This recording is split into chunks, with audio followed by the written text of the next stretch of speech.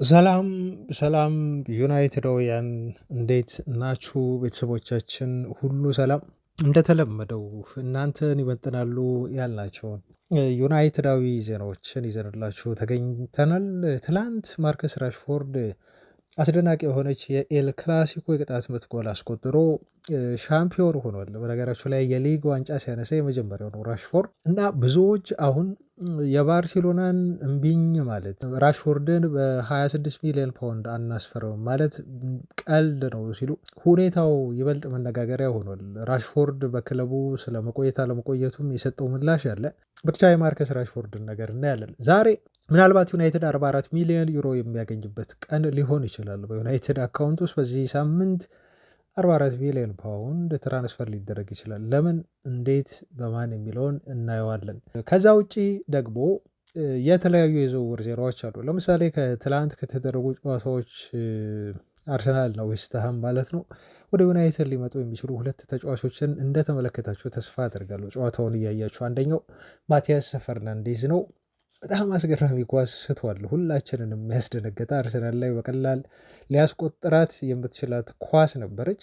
መሳቱ እና መነጋገሪያነቱ እንዳለው ሆኖ ግን ልጁ ያለው ወርክ ሬት ይበልጥ የዩናይትድ ደጋፊዎች በደንብ ያያችሁት ይመስለኛል ትላንት። እሱን ብቻ አይደለም፣ አንድም ተከላካይ ከዛው ከዌስትሃም ዩናይትድ አሁን ዌስትሃም ዩናይትድ ሊወርድ እየተቃረበ ይመስላል እና ዩናይትዶች እነኚህን ተጫዋቾች ማስፈረም አለባቸው የሚለውን ሀሳብ ዜናዎችን እያነሳን በዚህ ጉዳይ ላይ እናወራለን። ሌላው ትልቁ ዜና የሚሆነው የአማካይ ስፍራ መረጃችን ነው። በነገራችሁ ላይ ስለ ኢለት አንደርሰን እንዲሁም ስለ ቶናሊ እናነሳና ለነኚህ ተጫዋቾች የሚጠየቀው ገንዘብ እኮ ዩናይትድ በሌሎች አማካዮች ላይ ቢያወጣው በትንሽ ገንዘብ ግን ጥሩ የሆነ የአማካይ ክፍል ባላንስ ያለው አማካይ ክፍል ማስፈረም ይችላል የሚሉ ሀሳቦች ተነስተዋል። ከምን አንጻር ነው የሀሳብ የተነሳው? ዛሬ እናየዋለን ማለት ነው። ዜናም ነው መወያያም ነው። ፕላስ ደግሞ ፋብሪሶ ሮማኖ አትላንታው አማካይ ዩናይትድ ዝውውር ጉዳይ ላይ የሰጠን ያረጋገጠልን እና ግልጽ ያደረገልን ጉዳይ አለ። እሱን ምንድን ነው የሚለውን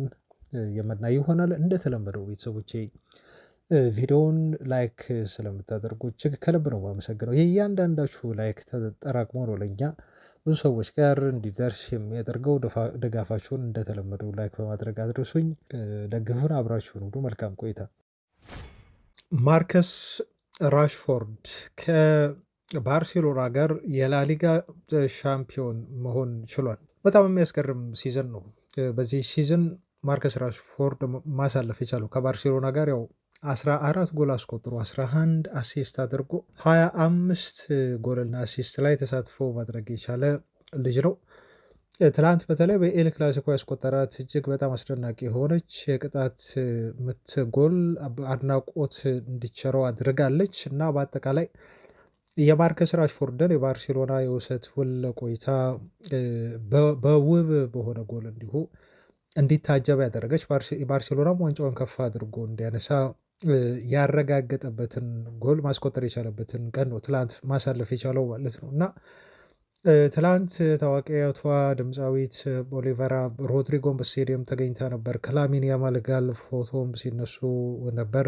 በማርከስ ራሽፎርድ አስደናቂ የሆነ ጎል ተደንቃም በቴሌቪዥን መስኮት ተመልክተናል እና ከትላንቱ ጎል በኋላ 25 ያህል ጎልና አሲስት ለባርሴሎና በዚህ ሲዝን አስተዋጽኦ ካበረከተ በኋላ ግን አሁንም ባርሴሎናዎች በማርከስ ራሽፎርድ ኮንትራት ላይ የተቀመጠውን የ26 ሚሊዮን ፓውንድ ውል ማፍረሻ ሂሳብ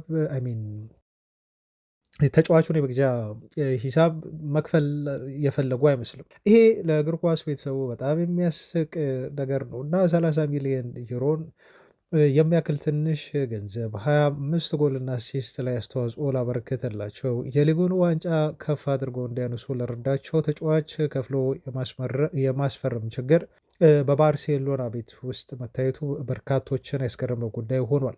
ለማንኛውም ራሽፎርድ ትላንት 174 ያህል ጎሎችን የኬሪየር የእግር ኳስ ጎሎችን ማስቆጠር የቻለበት ነው የትላንት ቅጣት ምት ጎሉን ተከትሎ። እንዲሁም በአጠቃላይ 80 አሲስት አለው። የአውሮፓ ሊግ ሻምፒዮን ነው። ከዩናይትድ ጋር ላሊጋን ትላንት አንስቷል። 2 ጊዜ ኤፍ ኤ ካፕ ማንሳት ችሏል። ሱፐር ካፕ አንስቷል። 2 ጊዜ እንዲሁ የኢኤፍኤል ካፕን ማንሳት ችሏል። ከዩናይትድ ጋር ኮሚቴ ሺልድ ዋንጫንም እንዲሁ አንድ ጊዜ ማንሳት የቻለ ተጫዋች ነው እና ከትላንትናው ብቃቱ በኋላ ብዙ ሰዎች መነጋገሪያ አድርገውታል። በተለይ ዛሬ በተለያዩ ደጋፊዎች እንዲሁም በተለያዩ ጋዜጦች ላይ የማርከስ ራሽፎርድ ወደ ስፔን አምርቶ ከባርሴሎና ጋር ሻምፒዮን መሆን እየተነሳ መወያ ሊሆን ችሏል። አንዳንዶች እንደውም ከኬላን መባፔ ቀድሞ ራሽፎርድ የላሊጋውን ዋንጫ አነሳ ብለው ያው ሪያል ማድሪድን ትሮል ለማድረግ ይህን ጉዳይ ተጠቅመውበታል።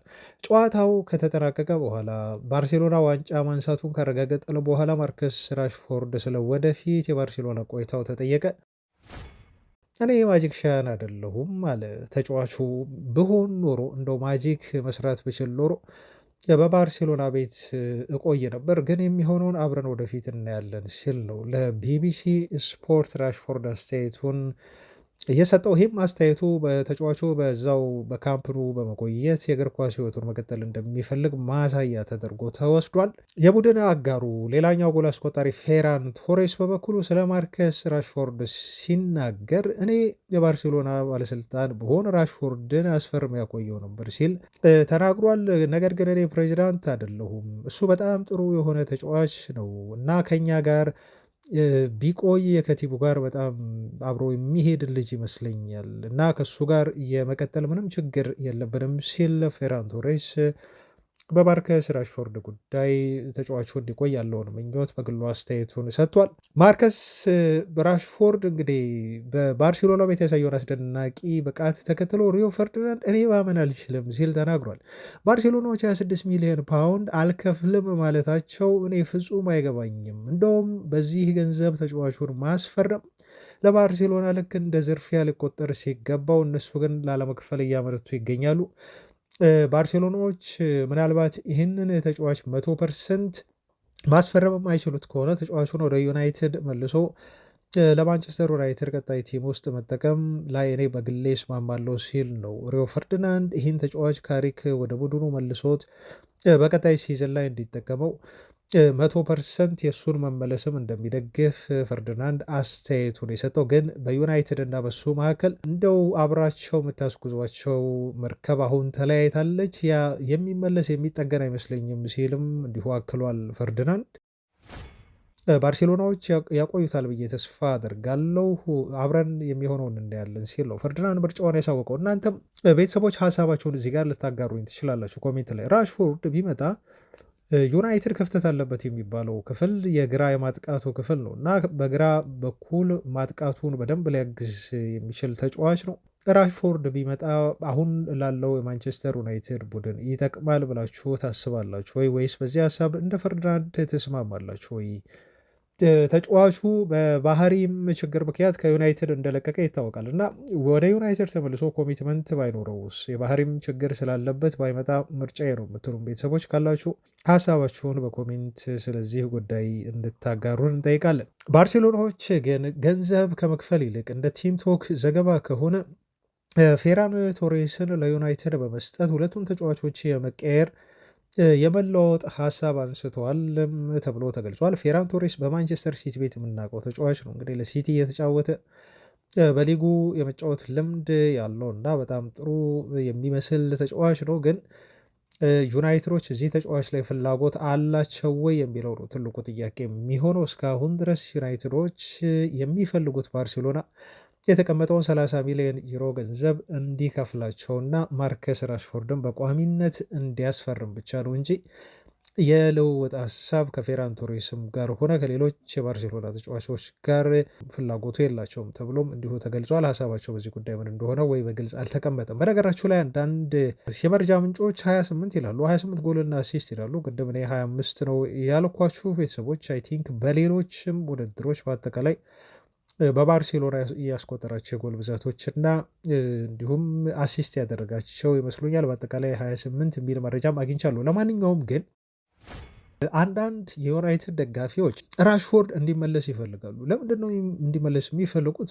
አማድን ስለሚያነሱ እና ከአማድ ጋር ስለሚያነጻጽሩት ነው። ለምሳሌ አማድ 4 ጎልና አሲስት ነው ያለው በዚህ ሲዝን እና ምናልባት አማድ ቤስት የሆነውን ሲዝን ያሳለፈው አምና በሩበን አሞሪም ስር ነው። ዩናይትድ እንደ ቡድን ጥሩ ባይሆንም ግን በግል አማድ አምና በጣም አስደናቂ ጊዜ ነበር ያሳለፈው እና የሚሻሻል በደንብ የሚበስል ተጫዋችም ይመስል ነበር። በዚህ ሲዝን ግን አሁን በተቃራኒ ሆኗል እና ማርከስ ራሽፎርድ 28 ጎልና አሲስት እያለው በባርሴሎና ቤት እንዴት ነው አማድ 4 ጎልና አሲስት በዩናይትድ ቤት ኖሮት ራሽፎርድ አይምጣ እያላችሁ የምትቃወሙት ሲል አንድ የዩናይትድ ደጋፊ ይህን የክርክር ሀሳብ ያነሳል እና በዚህ የክርክር ሀሳብ ቤተሰቦች ተስማማላችሁ ወይ? እና ፖይንት አለው ይሄ ደጋፊ ምክንያቱም 28 ጎልና አሲስት ቀላል አይደለም። አንድን ቲም ሲዝኑን በአጠቃላይ ውጤቱን የሚወስን ነው። ሻምፒዮን ሊያደርግ የሚችል ቁጥራዊ መረጃ ነው ራሽፎርድ ያለው። አሁን ባሉ የዩናይትድ ተጫዋቾች ላይ ይህንን አሲስት እና ጎል ብትደምሩ ዩናይትድ ይሄኔ ወይ የሊጉ ዋንጫ ሻምፒዮን ለመሆን የሚፎካከር አይነት ቡድን ይሆናል፣ ጥያቄ የለውም እና በማንቸስተር ዩናይትድ ቤት ቢመጣ ከአማድ ይልቅ ማርከስ ራሽፎርድ ብዙ የሚሰጠው ነገር አለ የሚል መከራከሪያ ሀሳብ ነው እሱ የሚያነሳው ማለት ነው።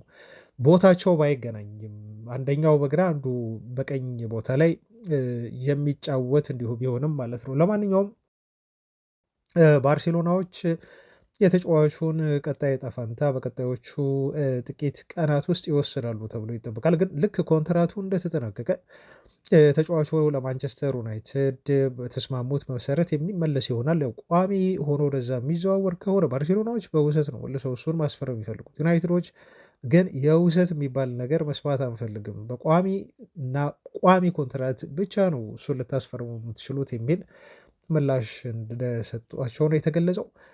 በዚህ ተጫዋች ጉዳይ የሚሆነውን በቀጣይ እንዲሁ አብረን የምናይ ይሆናል። ማንቸስተር ዩናይትዶች ግን እንደ ቲም ቶክ ዘገባ ከሆነ የፒኤስጂውን ብራዲ ባርኮላን ለማስፈረም ባላቸው ፍላጎት መሰረት መረጃዎች ተልከውላቸዋል ተብሎ ተነግሯል። በግራ ቦታ ላይ በርካታ የዝውውር አማራጮች እንዳሏቸው ይታወቃል። የፈረንሳዩ ክለብ አሁን በተለይ ተጫዋቹን ለመሸጥ በሩን ከፍቷል መባሉ ነው ዩናይትድን ያነቃቃው። ወደ ፕሪሚየር ሊግም ሊያበራ ይችላል የሚሉ ግምቶች እየተሰጡ የሚገኙት በርካታ ክለቦች ተጫዋቹን እየፈለጉት እንደሆነ ነው። ይህን የክንፍ መስመር ተጫዋች እየተገለጸ ያለው ፒኤስጂዎች ባርኮላን እንደ ወሳኝ ተጫዋች አድርገው በቲማቸው ውስጥ ይመለከቱታል። ነገር ግን ፈረንሳዊው የክንፍ መስመር ተጫዋች ብዙ የመጫወት እድል ለማግኘት ሲል ነው ፒኤስጂን ለመልቀቅ የተዘጋጀው ተብሎም ተገልጿል። ተጫዋቹ ፒኤስጂን የሚለቅ ከሆነ ብዙ የመጫወት ደቂቃ ወደሚሰጠው ክለብ ለማምራት ሲል ብቻ የሚያደርገው እንደሆነ ነው እየተነገረ ያለው። ብዙ ትልልቅ ክለቦች ፍላጎት እንዳላቸው ቢገለጽም ግን ዩናይትድ ብቻ ነው አሁን ተጫዋቹ ላይ ጠንከር ያለ ፍላጎት ይዞ መጣ ተብሎ የተገለጸው ማለት ነው። በተለይ ክሪስቶፈር ቪቭል የዚህን ተጫዋች የፒኤስጂ ዝውውር ሁኔታ በቅርበት እየተከታተለ ነው። ቪቭል እሱም ብቻ አይደለም። በነገራችሁ ላይ እነ ንዳይን እነ ዲያሞንዴን የመሳሰሉ የክንፍ አጥቂ መስመር ተጫዋቾችን በማስፈረም ትልቅ ሚሽንና ኃላፊነት ይዞ የዝውውር ገበያውን እያሰሰ ያለ እና ለማንቸስተር ዩናይትድ ልክ ባለፈው ክረምት ላይ ወሳኝ ጥሩ ተጫዋቾችን እንዳመጣ ሁሉ በአጥቂው መስመር ላይ በተለይ በግራ ክንፉ ላይ ጥሩ ተጫዋች ለማምጣት ገበያውን እያሰሰ ያለ የዩናይትድ የዝውውሮች ቁልፍ የሆነው ሰው ነው ክሪስቶፈር ቪቭል። ማንቸስተር ዩናይትድ 99.2 በመቶ በሊጉ የደረጃ ሰንጠረዥ አሁን ሶስተኛ ሆኖ ማጠናቀቅ እድል አለው ብለውናል። እንግዲህ ቁጥራዊ መረጃዎችን የሚያስቀምጡ የዳታ ተቋማት ዩናይትድ ሶስተኛ ደረጃ ይዞ ማጠናቀቁ የሚቀር አይመስልም። ከቁጥሩ እንደምንረዳው በጣም ጠባብ ነው። ያለማጠናቀቅ እድሉ 0.8 ነው የሚሆነው። ይሄ ደግሞ ኦልሞስት ዩናይትድ ሶስተኛ ሆኖ እንዳጠናቀቀ የሚያረጋግጥላችሁ ይሆናል ማለት ነው። 6 ነጥብ ከሊቨርፑል ርቋል። 6 ነጥቦችን እንዲሁ ከአስቶን ቪላ ርቋል። ትላንት ቪላ ነጥብ መጣሉን ተከትሎ ሁለቱም ሊቨርፑልም ነጥብ ጥሏል። እንዲሁም ከቼልሲ በ16 ነጥብ ነው የጣለው። ቼልሲዎች አውሮፓ መድረክ ላይ መሳተፋቸው ራሱ አጠራጣሪ ነው፣ በየትኛውም የአውሮፓ መድረክ ማለት ነው። እና ማንቸስተር ዩናይትድ ሶስተኛ ሆኖ ለማጠናቀቅ ቀጣይ ከፎረስት ጋር ያለውን በሜዳው የሚያደርገውን ጨዋታ አቻ መውጣት ብቻ በቂው ነው የሚሆነው። አቻም ቢያወጣ ቀጣይ 2 ጨዋታዎችን ቢሸነፍም የጎል ልዩነት ነው ሊለየው የሚችለው። ሌሎቹ ቡድኖች ሁለቱም ማሸነፍ አለባቸው። ሊቨርፑልም ቀጣይ ቀሪ 2 ጨዋታዎቻቸውን ሁለቱም ቡድኖች የሚያሸንፉ ከሆነና ዩናይትድ ሁለቱንም የሚሸነፍ ከሆነ ነው ምናልባት ሶስተኛ ደረጃን ለማጣት እንደው ሊሰጋ የሚችለው እንጂ ይሄ ይሆናል ተብሎ ደግሞ አይጠበቅም። ቀጣይ ኦልድ ትራፎርድ ላይ ፎረስትን በማሸነፍ ዩናይትድ ሶስተኝነቱን የሚያረጋግጥበት እድል በጣም በጣም ሰፊ ነው የሚመስለው። የካዛሚሮ የሽኝት ጨዋታ ነው የሚሆነው። በዛ ላይ ደግሞ አይ ቲንክ የኦልድ ትራፎርድ ቀጣይ ድባብና በቀጣይ ሙሉ ትኩረት ለብሩኖ ፈርናንዴዝ አሲስት ተጫዋቹን መርዳት የሚሆን ይመስለኛል። ስለዚህ ለየት ባለ ድባብ በእንግሊዝ ፕሪሚየር ሊግ የመጨረሻ የመዝጊያ ጨዋታ ነው በኦልድ ትራፎርድ የሚደረገው። ከዛ ጨዋታ በኋላ ዩናይትድን ለመመልከት ቀጣይ ሲዝንን መጠበቅ ያስፈልጋል። በነገራችሁ ላይ ይሄ ደግሞ የማንቸስተር ዩናይትድ ደጋፊዎች ተጫዋቾቹም ቢሆን በከፍተኛ ተነሳሽነት ለብሩኖ ፈርናንዴዝ እገዛ ሪከርድ እንዲሰብር ለማድረግ ለመርዳት እንዲሁም ካሳሚሮን እጅግ ደመቅ ባለ ፕሮግራም እና ሽኝት ከክለቡ ጋር ያለውን ኮንትራት ጨርሶ ከክለቡን የሚለቅበት መሆኑን እንዲሁ ተከትሎ ጨዋታው ልዩ የሆኑ ምክንያቶች፣ ቅመሞች ያሉት ጨዋታ ነው። ስለዚህ ይህን ጨዋታ ማንቸስተር ዩናይትድ አሸንፎ ሶስተኝነቱን ያረጋግጣል። ብሩኖ ፈርናንዴዝ አሲስቱን እንዲሰብር እንዲሁ ተጫዋቾቹ ይረዱታል። ከዛ ውጭ ደግሞ ካዛሚሮን እጅግ ሞቅና ደመቅ ባለ ጨዋታም እንደዚሁ ይሰናበቱታል ተብሎ ነው ማንቸስተር ዩናይትድ በቀጣይ የሚያደርገው ጨዋታ ከፎረስት ጋር በኦልድ ትራፎርድ በጉጉት እየተጠበቀ የሚገኘው። ቤተሰቦች እንግዲህ ይህንን ይመስላል ስለ ቡድናችን እንደው ወቅታዊ ሁኔታ ትንሽ እዚህ ጋር መረጃ ላድረሳችሁ በሚል ነው ይህን ዜና ይዤ የመጣሁት። በመሀል ማይክል ካሪክ ጉዳይን እዚህ ጋር እንደው ልንካውና አሰልጣኙን ትላንት በተመለከተ ብዙ ነገር አውርቻለሁ እና ይሄ ማይክል ካሪክ የዩናይትድ ቋሚ አሰልጣኝነት ስራ ይሰጠው የሚለው ጉዳይ ብዙ ጥያቄ እንዲነሳበት የሚያደርግ ነገር ነው። አሁንም ቢሆን እኔ በማይክል ካሪክ ስራ እርግጠኛ አይደለሁም። ቤተሰቦች ከዚህ በፊት አንድ አድማጭም እንዲሁ አንድ ኮሜንት አስቀምጠ ነበር እና እርግጠኛ መሆን አልችልም ዩናይትድን ስኬታማ ያደርገዋሉ ካሪክ ለሚለው በእርግጠኝነት አሰልጣኙ ትክክለኛው ሰው ስለመሆኑ እንደዚሁ እዚህ ጋር ደፍሬ ለእናንተ መናገር የምችልበት ሁኔታ ላይ አይደለም ያለሁት። እኔም ኦፍኮርስ በውጤቱ ዩናይትድ በአውሮፓ ቻምፒዮንስ ሊግ በመግባቱ ደስተኛ ነኝ። ይህን መካድ አልችልም። ግን ደግሞ ማንቸስተር ዩናይትድ እንደዚህ እንዲጫወት ደግሞ እኔ አልፈልግም። ሁሌም ቢሆን ይሄን ነገር በተደጋጋሚ በየሳምንቱ ማየት አልፈልግም። ምክንያቱም ያሁኑ የካሪክ ዩናይትድ አሰልቺ ነው የሆነው። ልክ ሚድልስቦሮ ላይ ይዞት የነበረውን አይነት አጫወት ነው ወደ ዩናይትድ ይዞ የመጣው። በሚድልስቦሮ እንደዚሁ በፖዚሽን የሚታወቅ አሰልጣኝ አልነበረም። አሁንም በዩናይትድ ያን እየደገመ ነው ያለው። ዩናይትድ ኳስን ኮንትሮል አያደርግም፣ ጌሞችን ኮንትሮል አያደርግም። ሙሉ የጨዋታ የበላይነት ነው አብዛኞቹ ጨዋታዎች ላይ የሚወሰድበት፣ በፖዚሽን የሚበለጥ ቡድን ሆኗል እና ከኳስን ኮንትሮል አድርጎ ተቆጣጥሮ ጨዋታን ጌምን አሸንፎ ከመውጣት ይልቅ በሞመንተም ላይ የተመሰረተ ዩናይትድ ሆኗል። እውነት ለመናገር ፍራንክሊ ቤተሰቦች ማለት ነው እንደው ግልጹን ለማውራት ውጤቱ እንዳለ ሆኖ ማይክል ካሪክ እንደው በጣም አስደናቂ የሆነ የውጤት መሰብሰብ ሪከርድ ይዞ ሻምፒዮንስ ሊግ ቢያስገባንም ግን እርግጠኛ የማንሆንባቸው ብዙ ጉዳዮች አሉ። አሰልጣኙ ብዙ ሀሳቦች አሉት ወይ ዩናይትድ ቤት ውስጥ መጫወት የፈለገው መተግበር የፈለገው የማንቸስተር ዩናይትድ የቡድን ውስጥ ስትራክቸርስ ምንድን ነው ብላችሁ ብትጠይቁ አሁንም ጥያቄ ታነሳላችሁ። ፐርፎርማንስን በተመለከተ ብትጠይቁ ትልቅ ጥያቄ ታነሳላችሁ ማይክል ካሪክ ላይ ማለት ነው። ሪዛልትን ከጠየቃችሁ ነው እሱን ላትነቅፉት የምትችሉት በቃ። ምክንያቱም ሪዛልቱን በደንብ አድርጎ እያመጣው ነው የሚገኘው። እንዴት አመጣው ብላችሁ ከጠየቃችሁ ግን ብዙ ምርምር ውስጥ ትገባላችሁ። ብዙ አሰልጣኙ ላይ የምታነሱበት ጥያቄ ይኖራል ማለት ነው እና እኔ ዩናይትድ እንደው አማራጭ አቶ ኦፍኮርስ አሁንም አማራጭ አቶ እንደሆነ በጣም የሌት የሆነ አሰልጣኝ ለመቅጠር አሁን ፍቃደኝነት ያስፈልጋል እኮ ዩናይትድ ባንክ ልስበር ብሎ ሉዊስ ኤንሪኬን ለማምጣት እንደው ከፒኤስጂ ቤት እና የፈለግከውን ያህል ገንዘብ እንሰጥሃለን ፈርም ብላችሁ ቼክ ብታስቀምጡለት እንኳን አሰልጣኙ የመምጣት ፍላጎት አለው ወይ የሚለው ትልቅ የሆነ ነገር ነው። የዩናይትድ ባለስልጣናት ገንዘብ አይከፍሉም እዚህ ጋር ለአሰልጣኙ በተለይ ትልቅ ገንዘብ ይከፍላሉ ብዬ አልጠብቅም። ምክንያቱም ራትክሊፍ እንደዚህ አይነት ሰው ነው ብዬ አላስብም። ዩናይትድን አሁን እየመራ እያስተዳደረ ካለበት መንገድ አንጻር አያደርገውም። ለሉዊስ ኤንሪኬ ከፒኤስጂ በላይ የሚከፍለው አይመስለኝም። አንድ ይሄ ነው። ሁለተኛ ልክፈለው ብላችሁ ቼኩ ላይ እንደው ፈርምና ና ወደ ዩናይትድ ብላችሁ ብትሉት ሉዊስ ኤንሪኬ ወደ ዩናይትድ ለመምጣትስ ፈቃደኛ ነው? እሱንስ ሙሉ ለሙሉ ለመደገፍ ክለቡ በዝውውር መስኮት ላይ የሚፈልጋቸውን ተጫዋቾች አምጥቶ የራሱን ቡድን በራሱ ቀለም በራሱ አጫዋት ልክ ፒኤስጂ ቤት ቡድኑን እንደገነባው እንደሰራው ማንቸስተር ዩናይትድን እንዲገነባ በክረምት የዝውውር መስኮት ላይ 400 ሚሊዮን ፓውንድ ለዝውውር የሚሆን ባጀት ዩናይትድ የሚበጅት ክለብ ነው ወይ? ሉዊስ ኤንሪኬስ በዝውውር መስኮት ላይ ጣልቃ እንዲገባበት የሚፈልግ አሰልጣኝ ነው? አመራሮቹስ ሉዊስ ኤንሪኬን እንደ ማናጀር አድርገው ነው የሚቀጥሩት ወይንስ ደግሞ እንደ ኖርማል ተራ ኦርዲናሪ ኮች ነው የሚለው? ይሄ ሁሉ ጥያቄ መነሳት አለበት። ቢመጣም ሁሉንም ነገር ኮንትሮል ማድረግ ነው የሚፈልገው ኤንሪኬ።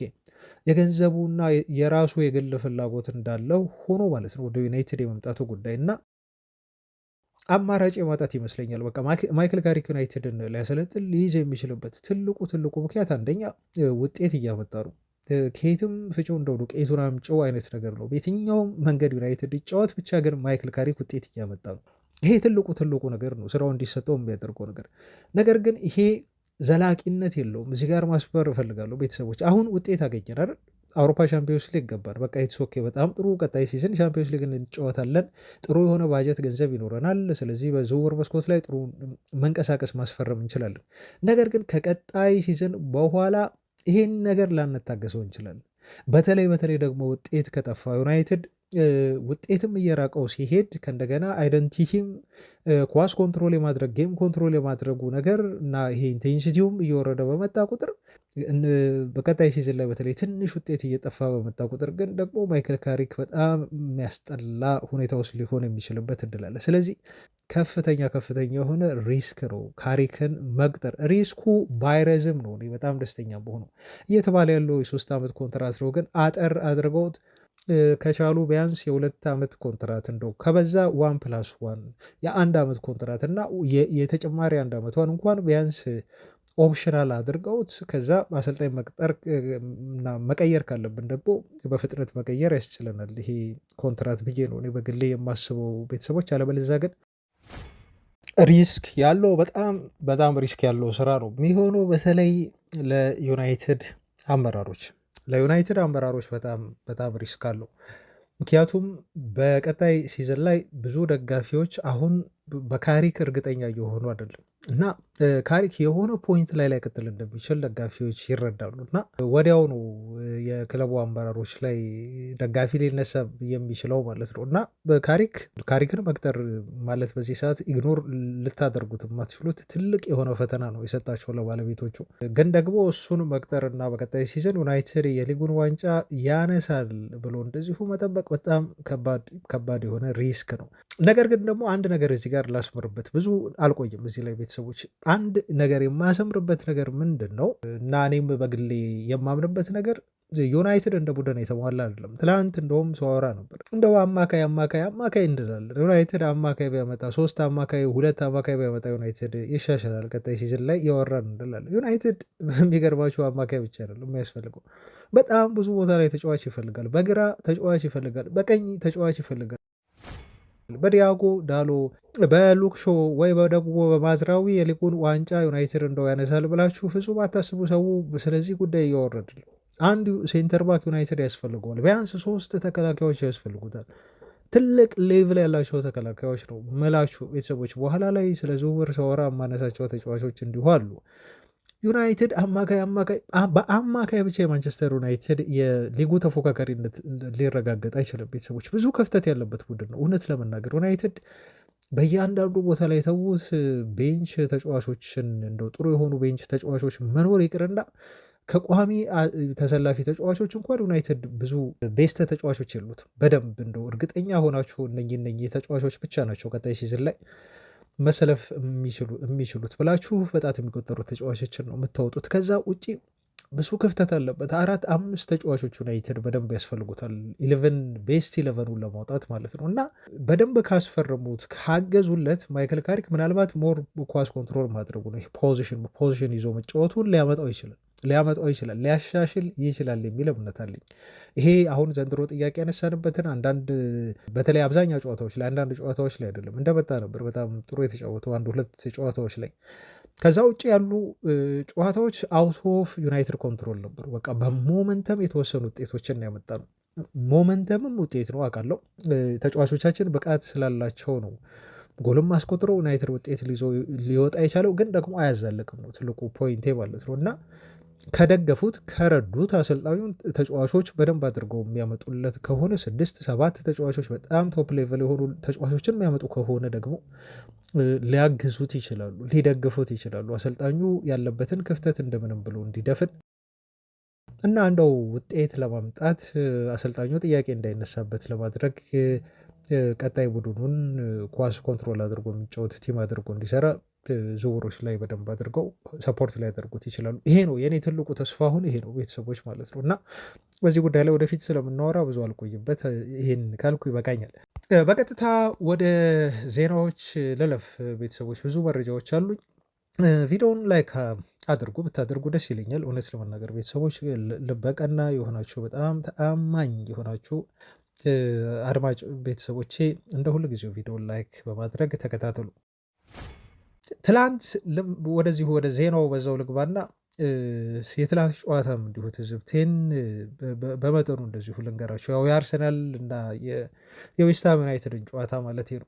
ይህን ጨዋታ እንደ አንድ እግር ኳስ ተመልካች እኔ ተከታትየዋለሁ እና ሁላችሁም እንደምትከታተሉት በጣም እርግጠኛ ነኝ። ግን እኔ ይህን ጨዋታ ብዛት ስመለከት እንደ አይኔ ላይ የማየው ለምሳሌ አሁን የሆነ ጨዋታ መመልከት ካለብኝ ዩናይትድ የሚፈልገውን ተጫዋች የማየት እንደዚህ ልምድ አለኝ። ይሄ ተጫዋች እንዴት አድርጎ ይንቀሳቀሳል የሚለውን ማለት ነው። እና ትላንት በዌስትሃም ጨዋታ ዕለት ሁለት ተጫዋቾችን ማየት በደንብ ፈለግያለሁ። ኦፍኮርስ ከዚህ በፊትም ማየቻቸዋለሁ፣ ግን ደግሞ ትላንት ይበልጥ ነው ማየት የፈለግኩት። ከትልቅ ቡድን ጋር ሲሆን እንዴት አድርገው ይንቀሳቀሳሉ እነኚህ ተጫዋቾች የሚለውን በደንብ ለመገምገም ማለት ነው። እንግዲህ 21 ዓመቱ ነው ማቲያስ ፈርናንዴስ ትላንት። አሁን ምናልባት መነጋገሪያ ሊሆን የሚችለው እንዴት ያችን ኳስ ማቲያስ ፈርናንዴስ ሊስት ይችላል ተብሎ ብዙ ሊተች ይችላል። ሚስ ያደረጋት ኳስ ትላንት የመወያ ርዕስ ነበረች። ማቲያስ ፈርናንዴስ ግን ያችን የጎል ማግባት እድል ለማግኘት ያደረገውን ጥረትና ያደረገውን እንቅስቃሴ በአጠቃላይ ስታየው ተጫዋቹ በጨዋታው ላይ ነበረው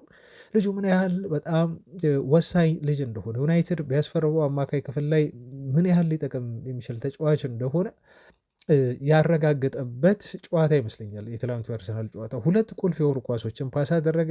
ከ11 ግራውንድ ዶልስ ደግሞ በዛ ቁመቱ 7 ዶልሶች አሸንፏል። 100 ኤሪያል ዶልስ ነው ሆነ ያደረገው። 100 ሰክሰስፉል ቴኮን ተጫዋቹ አድርጓል። 4 ቦል ሪከቨር አድርጓል። ከ11 ሎንግ ቦሎች ውስጥ ደግሞ 7 ተሳክተውለታል። 80% ፓስ አኪሬሲ ነበረው ማለት ነው። እና ይሄ አጠቃላይ የማቲያስ ፈርናንዴዝ የትላንት ከአርሰናል ጋር ያደረገው ጨዋታ አጠቃላይ ግምገማ ውጤት ነው ማለት ነው። እና አሁን ዌስትሃሞች መውረዳቸው አይ ቲንክ ኦልሞስት በቃ አረጋግጧል ይመስለኛል። ዛሬ ቶተናም የሚያሸንፍ ይመስለኛል በነገራችሁ ላይ። ስለዚህ ዌስትሃም ዩናይትዶች ዛሬ ቶተንሃም አሸንፎ መውረዳቸው ይበልጥ የሚረጋገጥ ከሆነ ዩናይትድ ማቲያስ ፈርናንዴዝን ከ30 እስከ 40 ሚሊዮን ፓውንድ በሚሆን ዋጋ ለማስፈረም ከሌሎች ክለቦች መቅደም መቻል አለበት። ልብ በሉ ቤተሰቦች፣ ይሄን ልጅ አሁን ፔዤ ከዩናይትድ መዳፍ ሊነጥቅ ነው። ፔዤዎች ከፍተኛ ጥረት እያደረጉ ነው ተጫዋቹን ወደ ፓሪስ ለመውሰድ። ፔዤዎች ታውቃላችሁ ያላቸው የመልማዮች ስካውቲንግ አባላት ቡድን በጣም የንስር አይን አላቸው። ኔቬስን ከዩናይትድ መንጋጋ የመለተፉ ሰዎች ናቸው። ዩናይትድ እኮ ኔቬስን ሊያስፈርም ወደ ፖርቹጋል አምርቶ ተስማምቶ ጨርሶ ይመጣል በተባለበት ሰዓት ነው ለእኛ ኡጋርቴን ሰጡንና ኡጋርቴን በገዛንበት ብር ሄደው ኔቬስን ያስፈርሙት ማለት ነው ከዛ ከፖርቹጋል። እና አሁን ደግሞ ማቲያስ ፈርናንዴዝን ከእንግሊዝ ከዌስትሃም ዩናይትድ ለመንጠቅ አሰፍስፈው ነው የሚገኙት ፔጆች። እና ማንቸስተር ዩናይትድ በጣም ነቃ ደንገጥ ማለት አለበት በዚህ ተጫዋች ዝውውር ጉዳይ። ኤጀንታችን ብሩኖ ፈርናንዴዝ ይሆናል ብዬ እኔ እገምታለሁ። ዩናይትድ እስከፈለገው ድረስ አይ ቲንክ ይሄ ተጫዋች ወደ ማንቸስተር ዩናይትድ መምጣቱ የሚቀር አይመስለኝም። ሚስ ያደረገውን የትላንቷን ኳስ እንደው ረስተን አጠቃላይ ግን ጨዋታው ላይ የነበረው አስተዋጽኦ፣ ጨዋታው ላይ ኢንቮልቭ ያደረገበት መንገድ፣ ጨዋታው ላይ እንደው በየቦታው የሴንትራል አማካይ ተጫዋች ቢሆንም ተጫዋቹ ግን ሳይደክም ጥረቱ ቢፈርቱ ተጫዋቹ ለዩናይትድ አማካይ ክፍል እንደ አንድ ኦፕሽን ሁለት ትልልቅ አማካዮችም እናስፈርም ከሆነ ሶስተኛ አማካይ ያደርጋችሁ በ30 በ40 ሚሊዮን ፓውንድ ልታስፈርሙት የምትችሉት ነው እና ዩናይትዶች አጠናክረው መቀጠል አለባቸው ይህን ልጅ ለማስፈረም የሚያደርጉትን እንቅስቃሴ የሚል አንድ ግምገማ ይሄን ወሰድኩኝ። ሌላው ዲዮፍን ተመልክታችኋታል ቤተሰቦቻችን። ዲዮፍን እኔ በሁሉም የፕሪሚየር ሊግ ፉልባኮች ነው የምቀናው። በነገራችሁ ላይ አልዋሻችሁ፣ በሁሉም የፕሪሚየር ሊግ የተከላካይ መስመር ተጫዋቾች ማለት ነው የግራና የቀኝ ተከላካይ መስመር ተጫዋቾች እንደው በጣም ነው የምቀናው። ያላቸው ፊዚካሊቲ፣ ያላቸው አትሌቲሲዝም፣ ያላቸው ኳስ ክሮስ የሚያደርጉበት መንገድ፣ ቡድናቸው ሲያጠቃ ቡድናቸውን የሚረዱበት መንገድ እኔ ያስደንቀኛል እና ትላንት ካስደነቁኝ ተጫዋቾች መካከል ለምሳሌ አሁን የብሬንፎርድ አሉ እንደዚህ የግራና ቀኝ ተጫዋቾች እንዲሁም የባለፈዎቹ ሁሉ ሳይቀር እኮ በጣም ጥሩ ነበሩ። የሰንደርላንዶቹ ማለት ነው ቲማቸውን በደንብ ሲያግዙ ነበር። ትላንት ደግሞ ዲዮፍን ተመልክታቸዋል። ዲዮፍን ዩናይትድ ይፈልገዋል። ሰሞኑን በጣም ስናወራበት ነበር ስለዚህ ልጅ ጉዳይ እና ዩናይትድ በግራ ቦታ ላይ ቁጥር አንድ የዝውውር ኢላማ አድርጎታል ተብሎም እንዲሁ ዜና ወጥቶ ስነግራቸው ነበር እና ልጁ ትላንት ያለውን የሩጫ ችሎታ በጣም ሯጭ ነው። የሚያደርጋቸው ክሮሶች ደግሞ እኔ ከሁሉም በላይ የተደነኩት ክሮሱ ነው። ሴንተር የሚያደርጋቸው እዛ ሳጥን ውስጥ የሚጥላቸው ኳሶች የሚገርሙ አሻም የሆኑ ኳሶች ናቸው። ጉልበቱ የኳሱን የሚልክበት ጉልበት እና አኪሬሲው እዛ ሳጥን ውስጥ አደገኛው ቦታ የሚጥልበት ቴክኒካል የሆነ አቢሊቲው በጣም የሚያስገርም ነው እና ቅድም እንዳልኩት በነ ሉክሾ እና በነ ማይዝራዊ አይነት ተጫዋቾች ወይም ተከላካዮች ተማምኖ ዩናይትድ ቀጣይ ሲዝን ተፎካካሪ ይሆናል የሚል ከሆነ እውነት ለመናገር እውነቱን ሳወራ ቤተሰቦች የትም አይደርስም፣ ዩናይትድ የትም አይደርስም። ስለዚህ እንደዚህ አይነት ተጫዋቾችን ለማስፈረም ዩናይትድ ጥረት ማድረግ አለበት እና ትላንት ኤል ሃጂ ማሊክ ዲዩፍ ዌስትሃም ዩናይትድ ከወረደ የሚቀር አይመስልም። ከወረደ ዩናይትድ ሁለት ተጫዋቾችን ከዌስትሃም ዩናይትድ ማስፈረም አለበት ብዬ ነው ከትላንቱ ጨዋታ እንደው ግምገማዬን በእነዚህ ሁለት ተጫዋቾች የወሰድኩት የሚለውን እዚህ ጋር ለማንሳት ነው። ሁለቱ ተጫዋቾች ስማቸው ከዩናይትድ ጋር በጣም ጠንከር ባለመልኩ ተነስቶ ይገኛል። ዌስትሃም ዩናይትዶች ከወረዱ ደግሞ ከሊጉ እነዚህን ሁለት ተጫዋቾች መሸጣቸው የሚቀር አይመስልም። እጃቸው ተጠምዝዞ ልጆቹን ለመሸጥ ይገደዳሉ ለማለት ነው። በነገራችሁ ላይ ቤተሰቦች ዛሬ በሴሪያ አንድ ተጠባቂ ጨዋታ አለ። ይሄ ጨዋታ በናፖሊ እና በቦሎኛ መካከል ይደረጋል። ናፖሊዎች ዛሬ የሚያሸንፉ ከሆነ የአውሮፓ ቻምፒዮንስ ሊግ ትኬትን አይ ቲንክ በእርግጠኝነት ይቆርጣሉ። ዛሬ ድል ያስፈልጋቸዋል፣ ግን ያን ለማድረግ እንደሚያደርጉትም እየተጠበቀ ነው የሚገኘው። ምክንያቱም ኦልሬዲ አሁን ያላቸው ነጥብ በጣም ጥሩ ነው በሴሪያው ላይ ይሄ ነጥብ ላይ 3 ነጥብ ብቻ ነው የሚያስፈልጋቸው ከቀሪ ሁለት የሴሪያው ጨዋታዎች ማለት ነው። ፉክክሩ በነገራችሁ ላይ ሴሪያው ጠንከር ያለ ነው።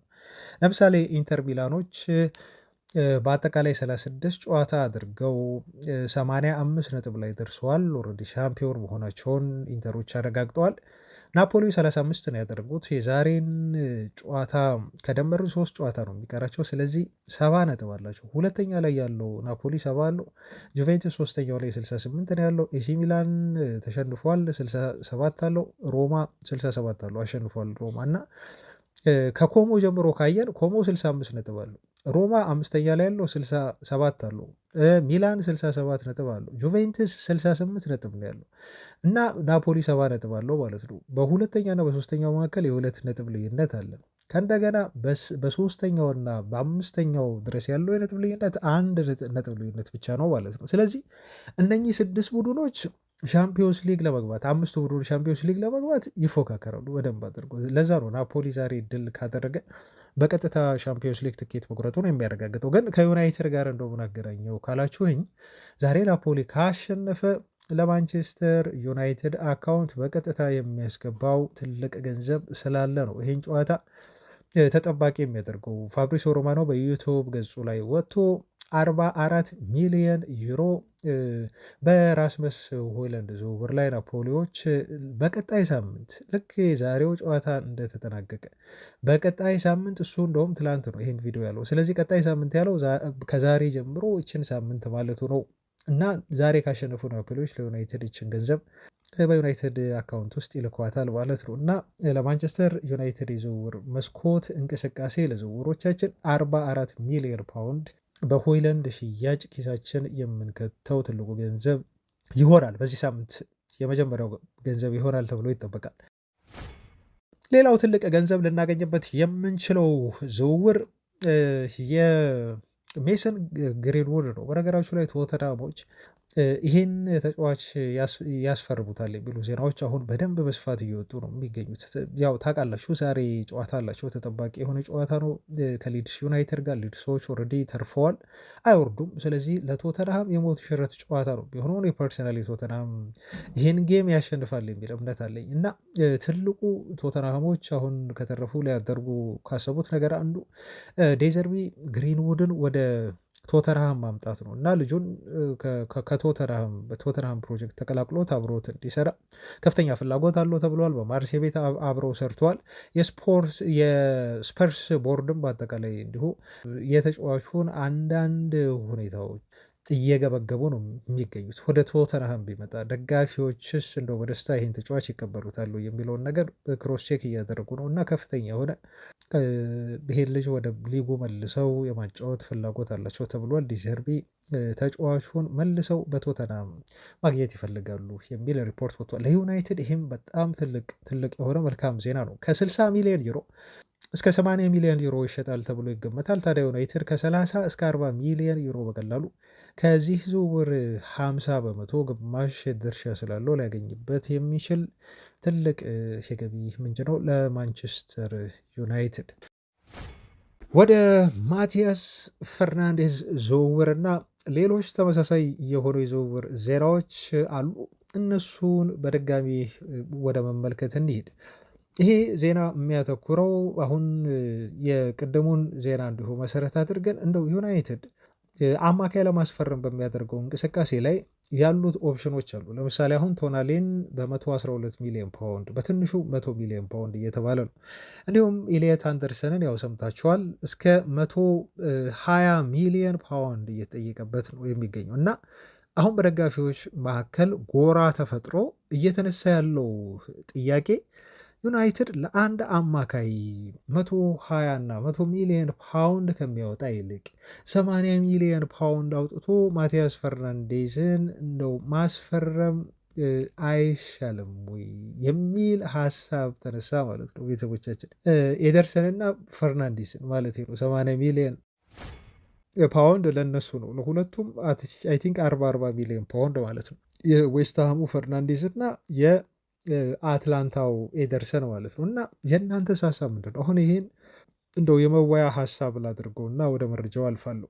ማቲያስ ፈርናንዴዝን 40 ኤደርሰንን በ40 ሁለት አማካይ ማለት ነው እና በ80 ሚሊዮን ፓውንድ ይሄ ማለት አንደርሰንን ለማስፈረም ከምናወጣው ከ120 ሚሊዮን ፓውንድ 40 ሚሊዮን ፓውንድ አትርፈን በዛ ላይ ደግሞ ሁለት አማካዮችን ነው የምናገኘው። አንዱ ወደ 21 ዓመት የሆነውን አማካይ፣ አንደኛው ደግሞ አይ ቲንክ ወደ 28 ይመስለኛል። በነገራችን ላይ የደርሰን እድሜ ትንሽ ገፋ ያለ ነው፣ እርግጠኛ አይደለሁም፣ ግን እናንተም ቼክ አድርጉና አግዙኝ በዚህ ተጫዋች እድሜ ዙሪያ። ብቻ 20ዎቹን አጋማሽ አልፏል።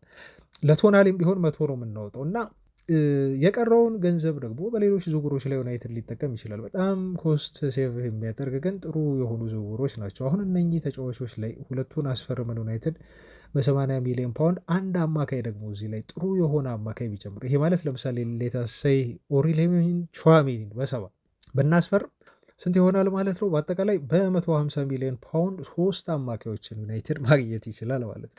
እዚህ ቶናሊና ኢሊየት አንደርሰን ከሚያስወጡን ገንዘብ በላይ አብዛኛውን የዩናይትድ የዝውውር ባጀት ስለሚወስዱ እነኚህ አማካዮች ማለት ነው። እና ይህን ሀሳብ ይህን የደጋፊዎች እንደ መከራከሪያ ነጥብ እናንተስ እንዴት ታዩታላችሁ? ቤተሰብ ሀሳባችሁን እዚህ ላይ ስጡበት።